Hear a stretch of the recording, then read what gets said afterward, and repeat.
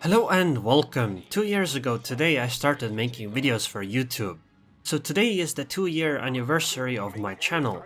Yay! To celebrate this, I'm going to do a short 24-hour stream on Twitch tomorrow, the 2nd of June.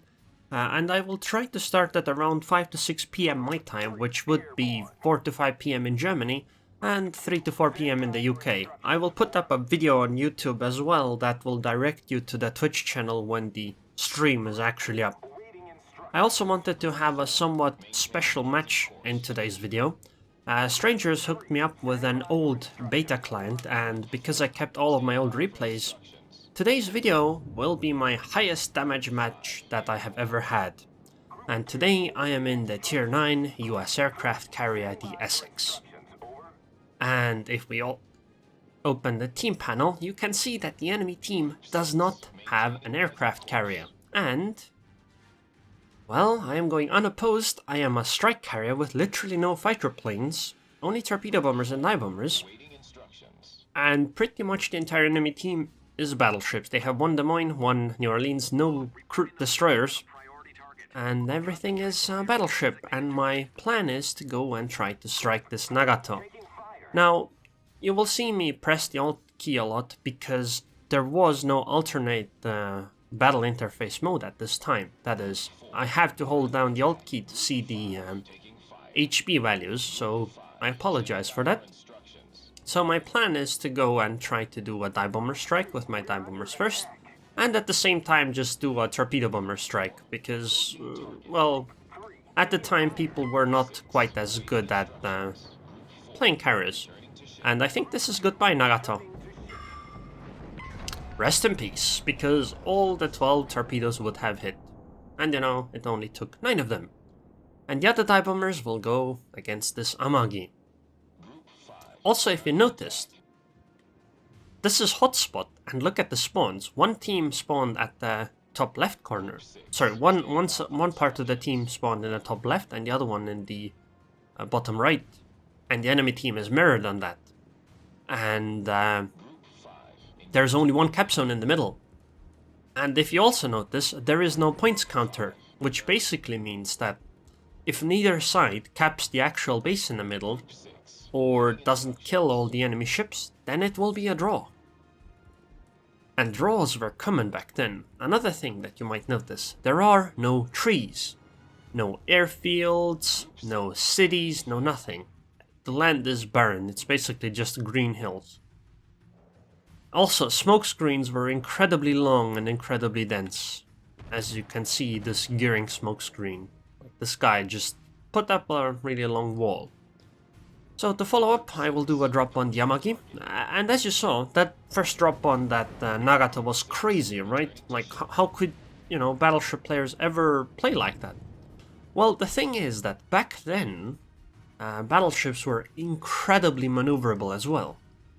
You'll see, I'll show you an image later. Also, by the way, we have already kept 3/4 of the base, but our gearing keeps firing her gun, so she's probably gonna get hit.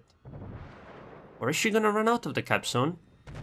Yeah, the gearing ran out of the cap zone, so we would have won this game in like 20 seconds, in like 5 minutes, if our gearing just hadn't left the cap zone.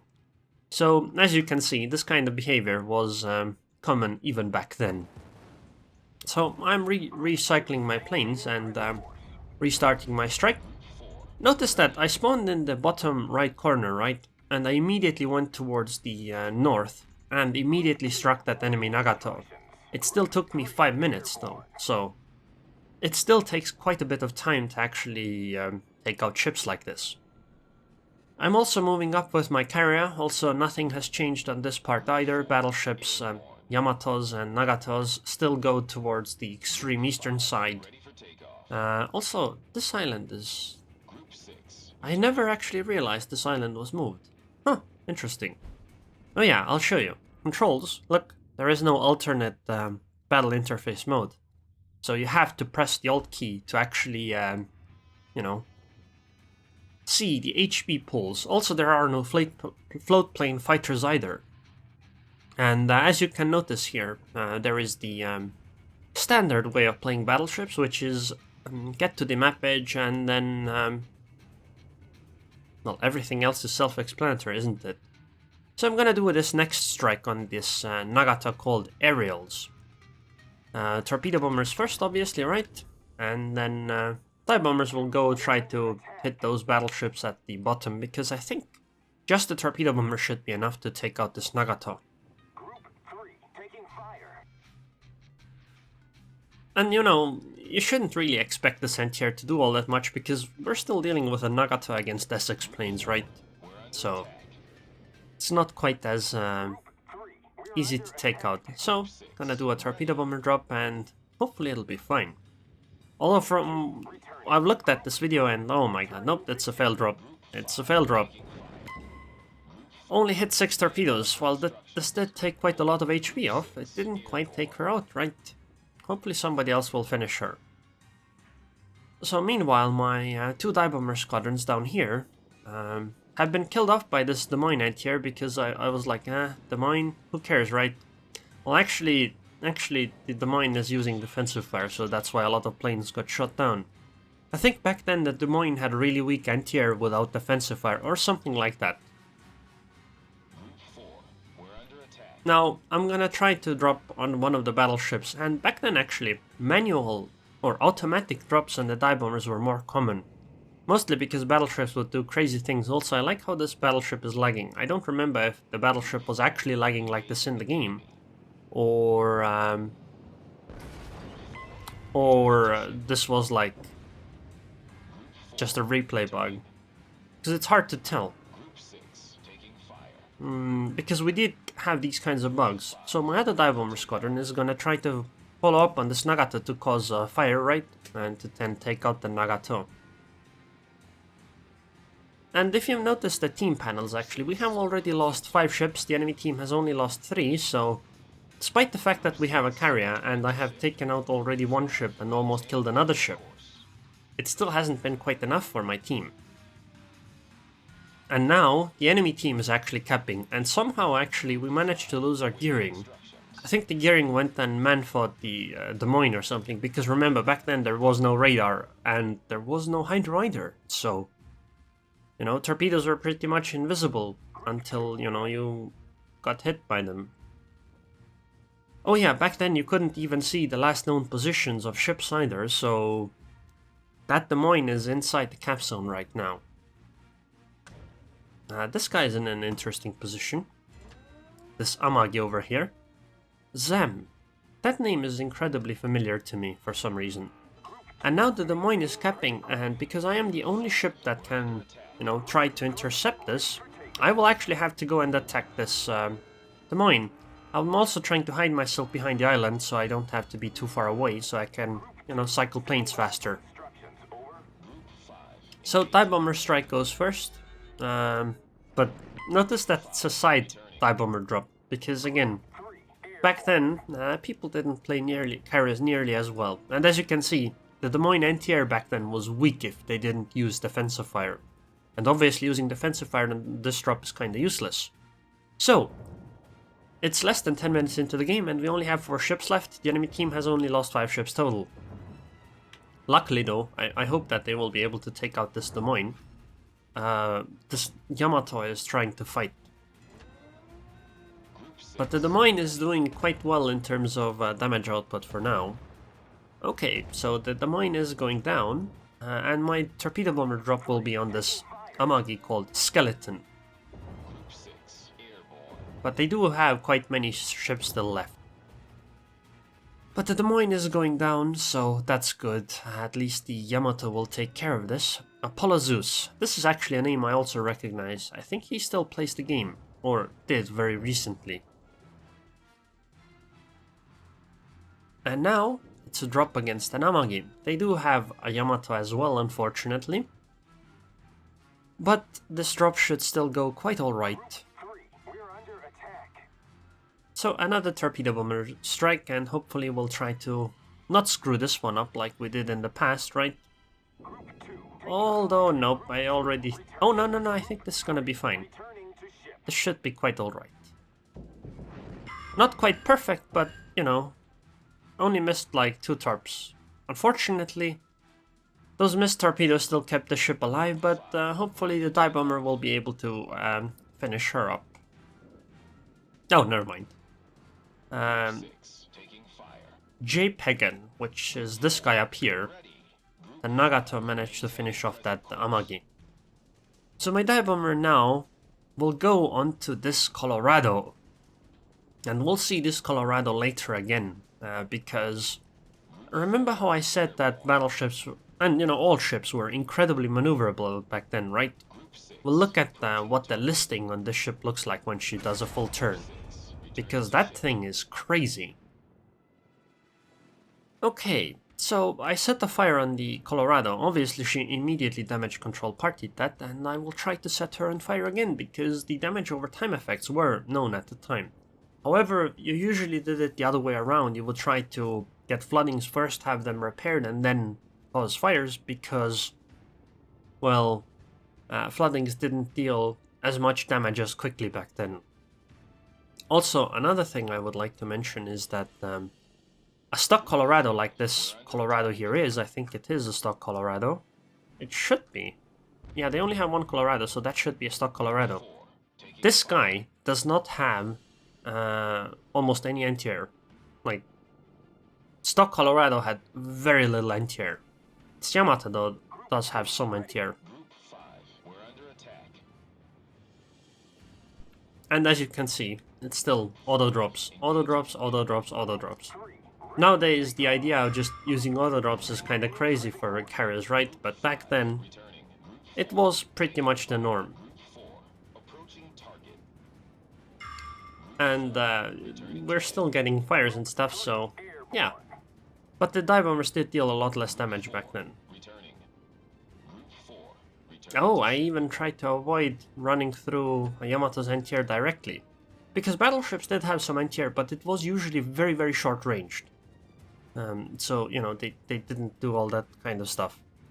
It seems the stock Colorado is kinda annoyed with me, which is understandable considering I just dropped on him with dive bombers. And now I will probably try to strike this Yamato, since they are capping and I want to make sure that I decap. So we have Zem around here and Japan there, and I'm the only one to try to, defend the space. And look, this guy knows what he's doing. He is turning in, and look at how quickly this Yamato is turning in. Look at the turning circle. This is really, really small, right? I think I'm gonna screw up my drop here. Yep, this is gonna be a really bad drop, but I want to decap as much as I can. So I just need like 1 or 2 hits, but honestly it's not the best idea. I don't drop quite well here.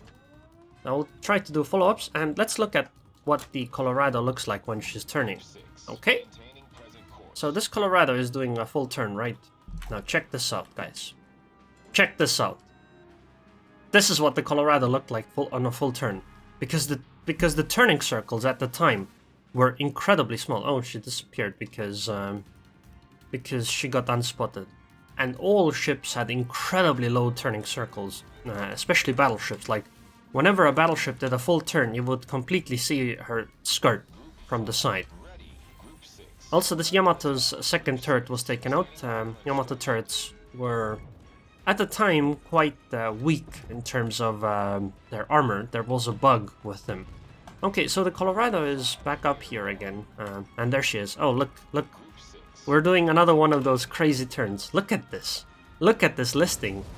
Jesus. Look at this. This is what battleships were like back then. They were incredibly maneuverable. Actually, all ships, but battleships especially, because they would avoid torpedoes really easily because of this. So yeah, this is one of the reasons why doing torpedo drops was quite difficult back then, because ships were just really, really maneuverable. Even though, their anti-air wasn't as strong and all that, but they could just turn like nobody's business. And this Colorado will keep doing it. And, it's the same for the other ships. It's just, it looks really, really extreme on the Colorado because she is really, really wide. And, short, not that long. In Yamato's case, it won't look quite as crazy, but if you think about listing, it's still quite something. So yeah, ships maneuvered like crazy back then.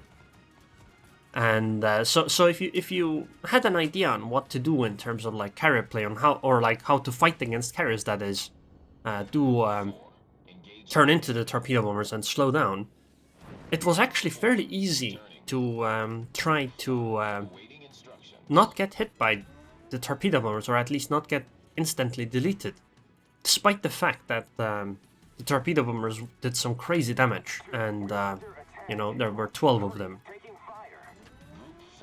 But it was beta times back then, when you were in as a destroyer and put the smoke screen down. So I'm gonna drop on this Nagato, I believe.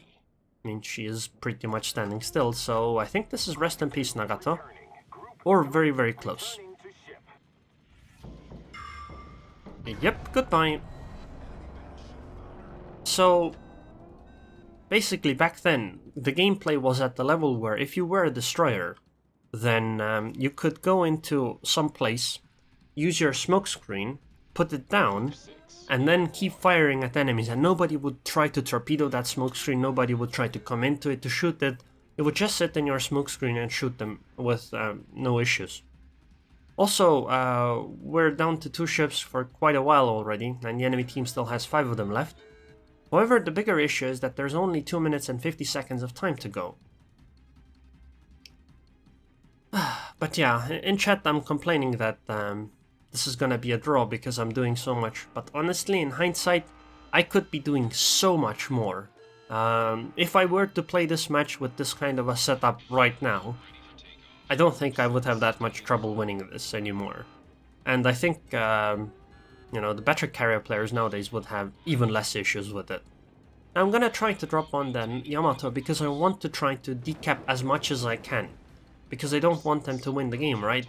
I want to try to win myself. However, I need time for that, and if they're capping, that's not helping.